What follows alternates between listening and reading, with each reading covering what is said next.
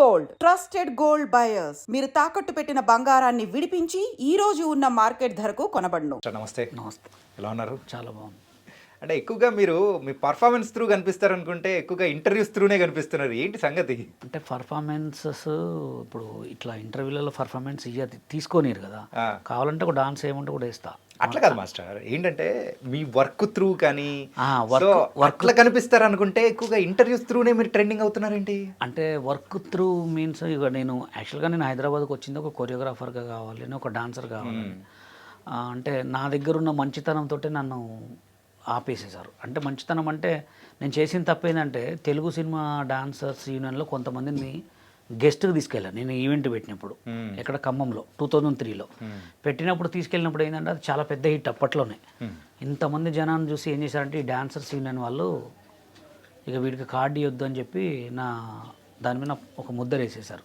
అంటే మనకి ఇస్తే కార్డు ఇస్తే ఇప్పుడే ఇంత ఒక ప్రేయర్ ఉంది, కార్డు తీసుకుంటే వీడికున్న తెలివితేటలకి ఇంకా చాలా పెద్ద కొరియోగ్రాఫర్ అవుతారని చెప్పి ఇక వర్కింగ్ స్టిల్స్ అంటే మనం సాంగులు చేస్తేనే కదా. ఇప్పుడు ట్రెండింగ్ కావాలంటే డాన్స్ సినిమా సాంగులు చేస్తే మానిటర్ పట్టుకొని చేస్తే ఆ చిన్న చిన్న మధ్యలో మధ్యలో సాంగులు షేట్లు వేస్తుంటే దాన్ని బట్టి మనం లేసేవాళ్ళం. ఇప్పుడు ఏంది మనకి ఎక్కడ లేదు పేరు, సాంగ్లు ఎట్లాగ చేయలేకపోతున్నాం. ఇప్పుడు సోషల్ మీడియా బాగుంది, సోషల్ మీడియాలో మనం ఏం చేయాలి, మనకు జరిగింది నిజాలు మాట్లాడుకుంటే దేవుడు ఆల్రెడీ ఎక్కడైనా ట్రెండింగ్ చేస్తాడు. బషీర్ మాస్టర్ అనే బిరుదు అయితే పడిపోయింది కాబట్టి ఇక ఏదో మనకు వచ్చింది చేసుకుంటూ వెళ్తాం. ఓకే. కాకపోతే ఏంటంటే ఇప్పుడు రీసెంట్గా ఆల్బమ్ సాంగ్స్ కానీ లేకపోతే త్రూ ఏదైనా కానీ సాంగ్స్ను అండ్ ఆ పర్ఫార్మెన్స్ వైజ్ ఫేమస్ అవుతున్న వాళ్ళందరినీ చూస్తారు. కానీ మీరెందుకు ఆ వేళల్లో తక్కువగా కనిపిస్తూ అండ్ ఇలా ఎక్కువగా కనిపించడం అనేది అనిపిస్తుంది కదా? అంటే ఎట్లా అంటే ఇప్పుడు నేను సాంగ్స్ చేశా ఫస్ట్ యూట్యూబ్ వ్యవస్థలో ఎవరికి లేదు. నేను స్టార్ట్ చేసినప్పుడు నేను Basheer master audios and videos అని ఉండేది, దాంట్లో నీకు నాకు ఏముందో బాగా ట్రెండింగ్ అనమాట. ఆ పాటని చేసిన వాళ్ళు ఎవరు కూడా రీల్స్ చేయలే. టిక్ టాక్లో ఫేమస్ ఇక ఆ తర్వాత నుంచే మొత్తం స్టార్ట్ అయినాయి. సుజనా తిన్నావారా, మీరు ఏమంటారు, సుజనా తిన్నావారా అంటే చాలా ఫేమస్. అట్లాంటి సాంగ్స్ కొరియోగ్రాఫ్ చేసి మొత్తం అప్లోడ్ చేసిన తర్వాత నేనంటూ ఒక యూట్యూబ్ ఛానల్ పెట్టుకుంటే దాంట్లో 8 lakhs రూపీస్ అంటే $10,000 నేను పెట్టుకున్నా. దాన్ని పెట్టుకొని ఇంకా మానిటైజేషన్ అయింది, దాంట్లో డబ్బులు ఎలా తీసుకోవాలో నాకు తెలియదు. కంటిన్యూ చేస్తూ చేస్తూ చేస్తూ దాంట్లో డ్రాప్ చేసుకుంటే నా పక్కన వాళ్ళే హ్యాక్ చేశారు దాన్ని, ఛానల్ని. అసలు నేను ఏమనుకున్నా అంటే ఒక మంగ్లీ గారు, ఒక జానులరి, వీళ్ళందరితో ఒక పెద్ద స్టూడియో పెట్టుకొని ఆ డబ్బులతోటి మంచిగా షూట్లు చేసుకొని మంచి ఆల్బమ్ సాంగ్స్ చేద్దామని క్రియేట్ చేసుకొని మంచి ఆల్బమ్ చేసి మంచి ట్రెండింగ్ ఉన్న టైంలో ఛానల్ లేపేశారు. లేపేసిన తర్వాత అసలు ఎవరు లేపేసారో కూడా తెలియదు, చూస్తే మొత్తం హ్యాక్ అయిపోయింది.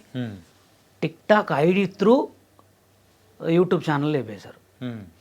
అసలు ఎవరు చేశారు ఏందని చెప్పి పిఎస్లో సైబర్ క్రైమ్లో కంప్లైంట్ పెట్టి మొత్తం సెర్చ్ చేసిన, నా పక్కన ఉన్న వాళ్ళే, నా దగ్గర అంటే నా వీడియోని ట్రోల్ చేసే వాళ్ళే, నా పక్కన వాళ్ళే బ్లూటూత్ కనెక్ట్ చేసుకొని హ్యాక్ చేశారని చెప్పి మన సైబర్ క్రైమ్ వాళ్ళు చెప్పారు.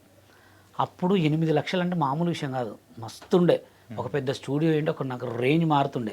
అప్పుడు ఎదిగే టైంలోనే తొక్కేసారు, కథం టిక్ టాక్ ఆగిపోయింది. టిక్ టాక్ ఆగిపోయింది, నా యూట్యూబ్ లేచిపోయింది. ఇక నా పరిస్థితి ఏందని చెప్పి నేను ఏం ఆలోచించుకోలే. నాకేందంటే నేను దానికి పార్ట్ టైం జాబ్గా సంగీత్ కొరియోగ్రాఫ్ చేసేవాడిని.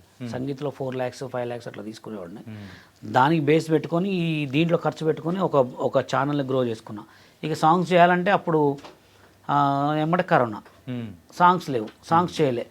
ఇక సోషల్ మీడియాలో యూట్యూబ్ ద్వారా కొన్ని వ్లాగ్స్ చేసుకుంటూ కొన్ని అట్లా ఈవెంట్లు చేసుకుంటూ రీచ్ అయినా. ఎందుకంటే సాంగ్స్ చేసే టైంకే మొత్తం పడిపోయాయి. తర్వాత కరోనా, ఇప్పుడు సాంగ్స్ చేద్దామంటే ఒక సాంగ్ చేస్తే 1 lakh ఖర్చు పెట్టాలి.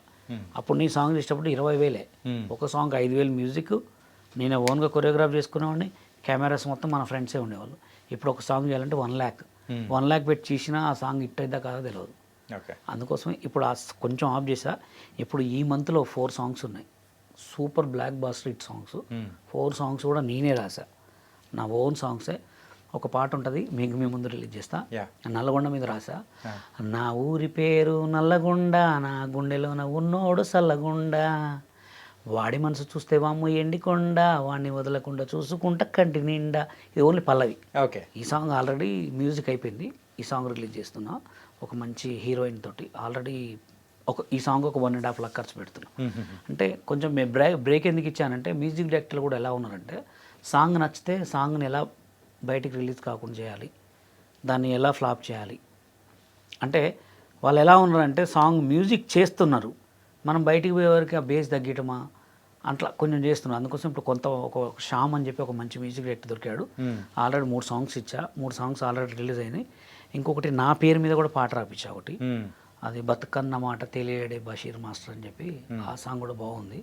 అది కూడా ఈ నెల, అంటే ఈ నెల మొత్తం ఇప్పుడు ఫాస్టింగ్స్ కదా, next month songs continue 4 songs release ఉన్నాయి.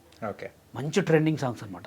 అది కాదు మాస్టర్, ఏంటంటే మీకు ఇంత టాలెంట్ పెట్టుకొని యాజ్ ఎ లిరిక్ రైటర్గా కూడా ఇప్పుడు ముందుకు వెళ్తూ, so as a dance master కొరియోగ్రాఫర్గా కూడా మీరంటూ నిరూపించుకొని, కానీ ఎందుకు ఈ మధ్య కాలంలో కొన్ని అనవసరమైన కాంట్రవర్సీస్ దానిలో దూరుతూ, సింపుల్గా చెప్పాలంటే ఇలాంటి ఓటు యూజ్ చేయాలని నాకు లేదు, ఎందుకు అనవసరం అంటే ఒక ఎప్పుడైనా కానీ ఒక మన పని మాట్లాడితే బాగుంటుంది, కానీ మన మాట మాట్లాడితే ఏముంటుంది మాస్టర్? అంటే ఇప్పుడు నా లైఫ్ గుండు హనుమంతరావు గారు సెట్ చేశారు. ఓకే, దాని తర్వాత కొంతమంది పెద్దోళ్ళు హైదరాబాద్లోనే పెద్ద నెంబర్ 1 షాపింగ్స్, నేను ముంబై కార్డు కొరియోగ్రాఫర్ కార్డు తెచ్చుకుంటే 2,50,000 రూపాయలు 2014లో నాకు ఇచ్చారు.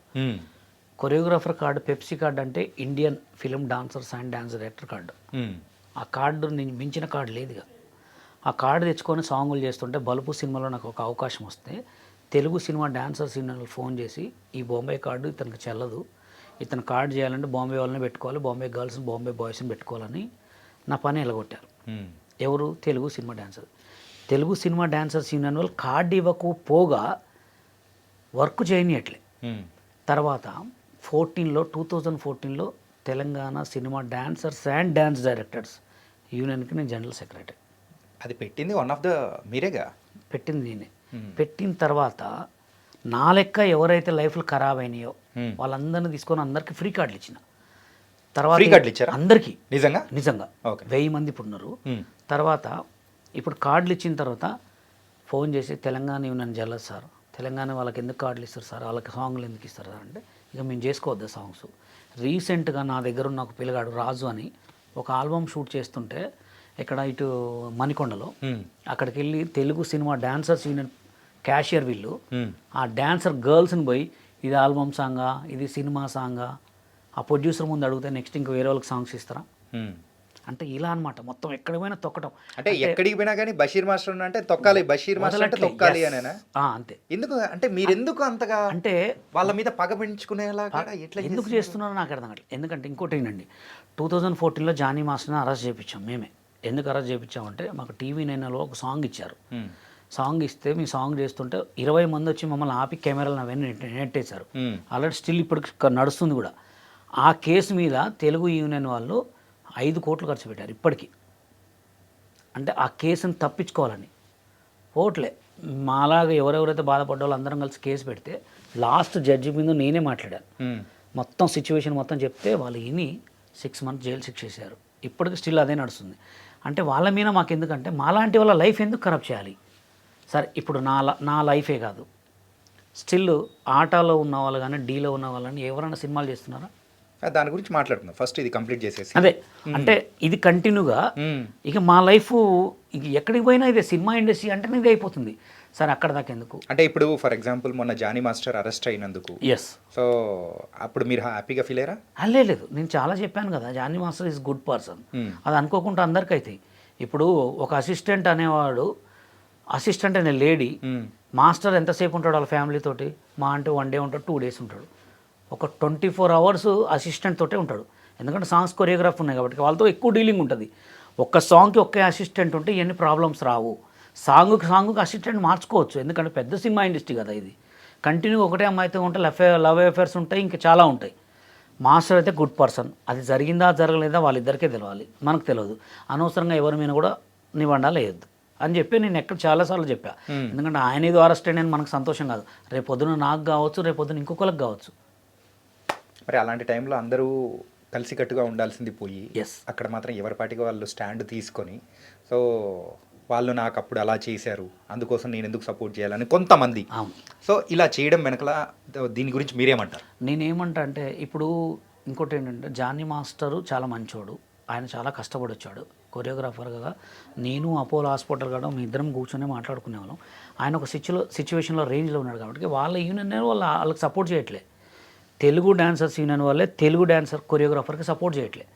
ఎంత పెద్ద గొడవలైనాయి, చాలా పెద్ద గొడవలైనాయి. కానీ అలా మాట్లాడడం తప్పు. ఎందుకు మాట్లాడడం తప్పు అంటే ఇప్పుడు ఏదున్నా ఫ్రాంక్గా మాట్లాడాలి. ఇప్పుడు సిచ్యువేషన్ ఎలా అంటే కొరియోగ్రాఫర్గా నువ్వు కొరియోగ్రాఫర్గా చెప్పు, ఆయన పర్సనల్గా ఆయన బ్యాడా గీడా నీకు తెలియదు. ఎందుకంటే తెలియదు అంటే అది వాళ్ళ భార్యకి లేకపోతే అతని పక్క 24 గంటలు తిరిగే వాళ్ళకి తెలుస్తుంది తప్ప. ఇప్పుడు నన్ను అడిగారు చాలామంది, జానీ మాస్టర్ అమ్మాయితో ఎఫ్ఐఆర్ ఉందంటే నాకు తెలియదు అని చెప్పాను డైరెక్ట్. సరే, ఇప్పుడు మనం దాని గురించి పెద్దగా మాట్లాడాల్సిన అవసరం లేదు. Okay okay,